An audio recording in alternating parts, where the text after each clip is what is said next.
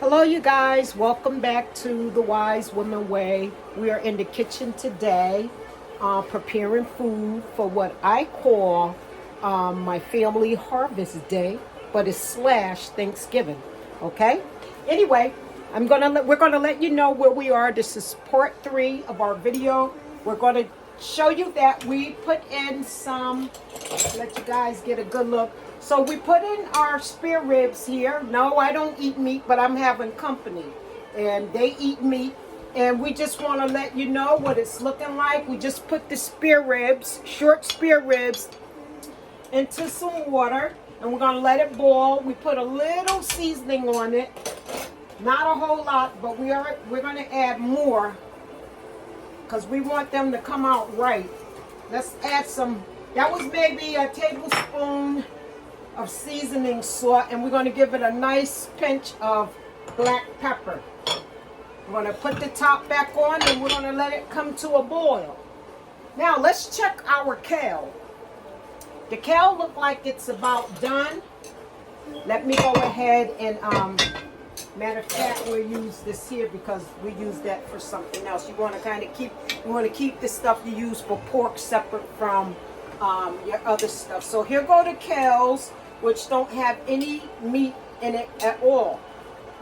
And so the kale look like it's done. So what we're going to do, we turn on the fan up here so all of the heat can go upwards. And we're going to turn the kales up on high so it can really get rid of that juice. But I tell you what I think would be a good idea. Let me just show you this here. Okay, we're going to take and just drain some of this juice from the kale. So anytime you have a lot of juice in your green leafy vegetables, you can always drain it. Okay, and see, before we drain it though, almost forgot, you guys, I didn't get all the way off my game. I haven't been cooking that much, but okay, so this is how we make our kale. Let me just grab the things that I need. You guys hold tight. Yep, here we go. All right. And need vinegar. And I'm going to show you something I do all the time. I take and delabel my bottles. I like them like this. Look more homey, like home, like you're really cooking or something. I don't know. Look like some water was there. Anyway, so we're going to go here. And we're going to look for the vinegar. Yep, that'll be it. So you guys, of course, this is vinegar. And I got the big old jug of the apple cider vinegar. And this is organic and it's raw, unfiltered. This is by White House. And it does have the mother with it. So that's the type of vinegar I've been using. I mean, I can't even tell you how long, so that's how long it is. So we want our leafy greens to have pot liquor left over.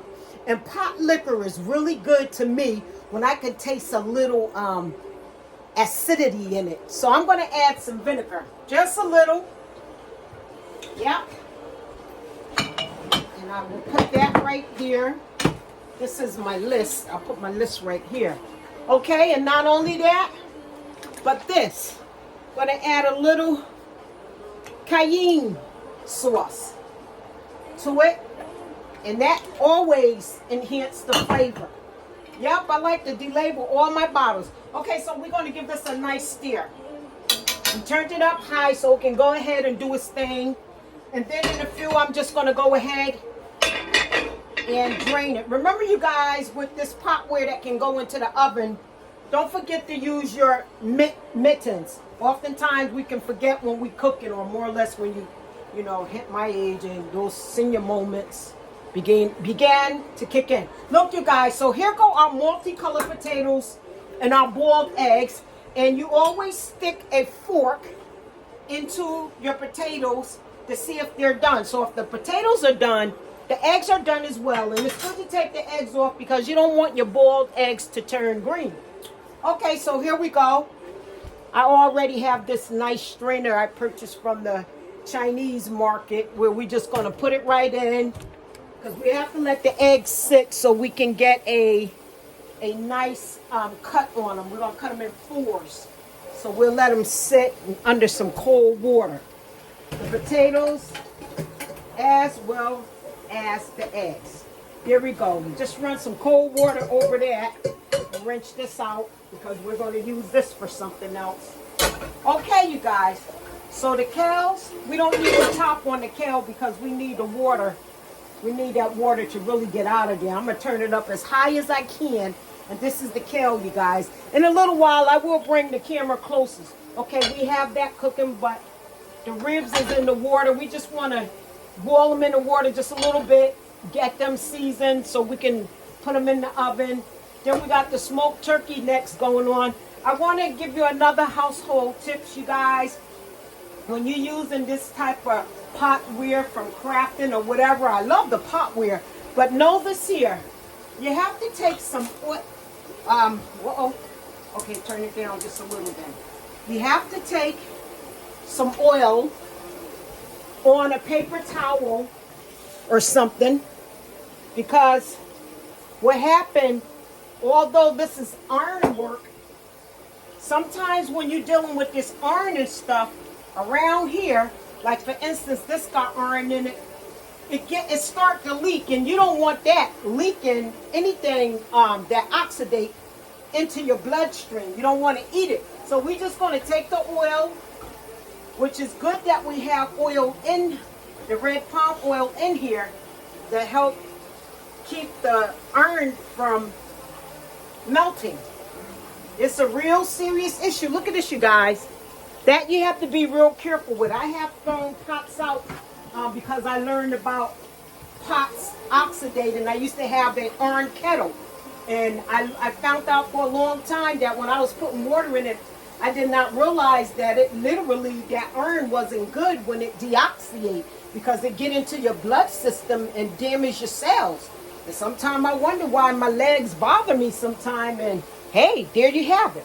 So what I'm going to do, I'm going to add some more oil onto this paper towel to make sure we really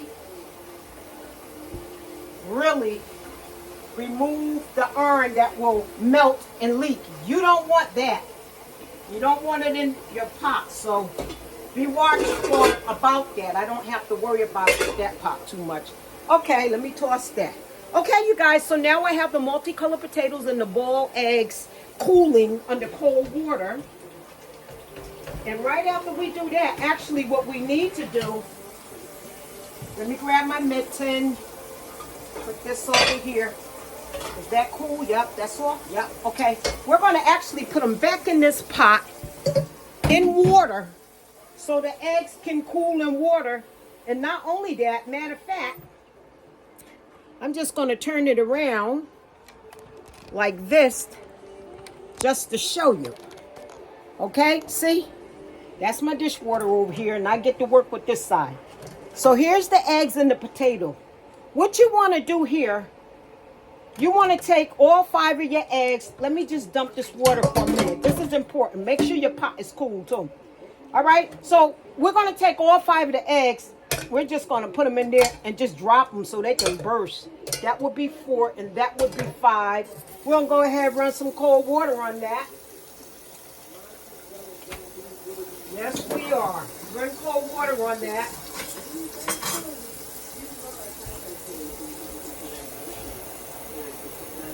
Yes, yes, yes. This is how you work in a small kitchen. It's easy when you're young to do it because you haven't accomplished so much, brand new moving into your apartments. But then it can become a headache as you grow with children. Everything is too small, you need bigger space. Okay, so this is how we're going to do it. Yep, that's cool. Okay, so with the water there, we take the top and we put it on the eggs. See, the eggs are in there. What we want to do, we want the eggs to kind of get crushed. So give it a push. That way the water get in between the cracks and it'd be so much more easier to peel them. So we're going to take our multicolored potatoes, put it back in the pot, run cold water on it so it can just go ahead and cool so we can cut the potatoes up and the egg with some onions and stuff and make this German multicolored potato salad. Okay, so we'll let the water stay there for a minute. Okay, let's get smoked turkey necks are boiling not long before we take them off. And then as well as the kale. Okay, that's starting to boil. You can still get that up a little higher. Okay, there we have it. So we'll let that sit. We'll turn you back around to the stove. Hey, you guys. All right, so thank you for tuning in. What we're going to do, we're just going to drain our kale right here. And matter of fact, we're going to let you see what everything is looking like, once again, close up. So, there go the kale without meat. And we're going to take that juice right now. We're going to turn it off, turn the aisle off. We're going to take and drain our juice because the juice will be considered now pot liquor from leafy kale. And then right here we have those short back ribs boiling, and the meat is not for me, and that's the smoked turkey neck boiling. We still making the broccoli ribe, and we with the turkey necks, and then we also have to make our broccoli casserole. So you guys, that's it. And let me just show you how we're going to do this pot liquor, and then I'll get rid of this video. Okay, you guys. Matter of fact, I have something easy to work with for the pot liquor. If I take our collard greens, right? Look at this, you guys.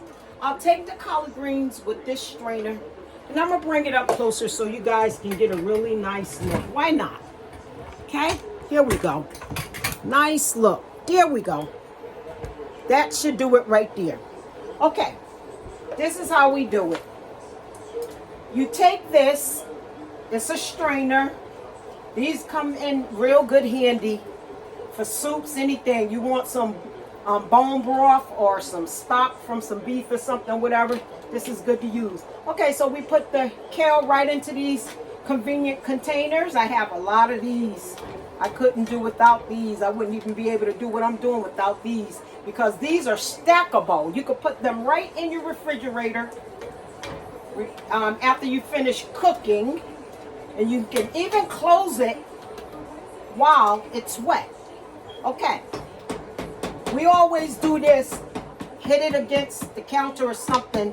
It closes up the space that's left over, give you more space. So this is good.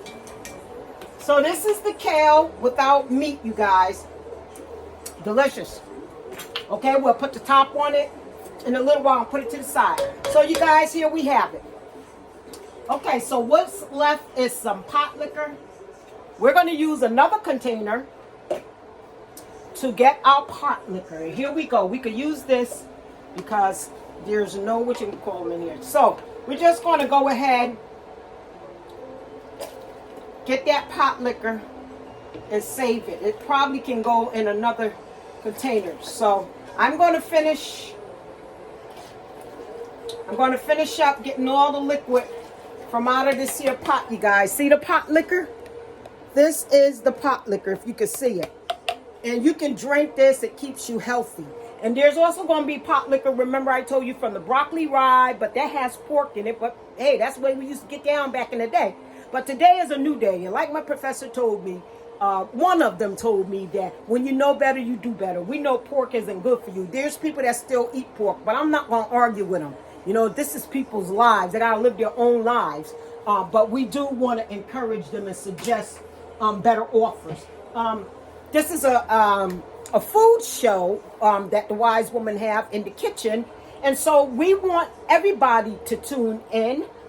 It's a comfort zone, and we don't knock nobody for what they do. So for right now, using the gloves, I'm going to go ahead, put the top on our pot liquor that's left, and I'm just going to push that to the back because there's other food and stuff to be prepared, you guys. I thank you for tuning in. It's almost at 15 minutes, and I don't want to go over 15 minutes. But finally, look at this, you guys. We have the short back ribs are finally boiling. And I guess we can go ahead and use this one and wash the stuff out. Let them get a nice boil. You want them to really kind of get tender, and then stick them into a hot oven. But we're going to make this sauce called Thai bone sauce. And this is in honor of my brother, my beloved brother that I lost back in April, which impacted my life. Woo! For 3 months. I couldn't even stay in my house, but God have blessed me and I've overcome it. My boy, he was one of my loves of my life. But this is his sauce. He loves sauces. He loved his ribs. He loved red spaghetti sauce. He loved hot sauce, marinara sauce, barbecue sauces. So today, making ribs for some of the members in the family who want to eat them. But I will taste and prepare the barbecue sauce for the rib, and then we're going to stick it into a hot oven. Now in here we have the shoulder cooking, and I think it's about time to take the top off, and we're just going to let that go ahead and cook until it get brown, because we're going to make some North Carolina, Eastern North Carolina chopped barbecue using the big vinegar and not the saucy part. So we're going to leave that in there because that like really needs to get tender. Okay, so we'll put the top back on there, and actually we're going to bring the phone once again.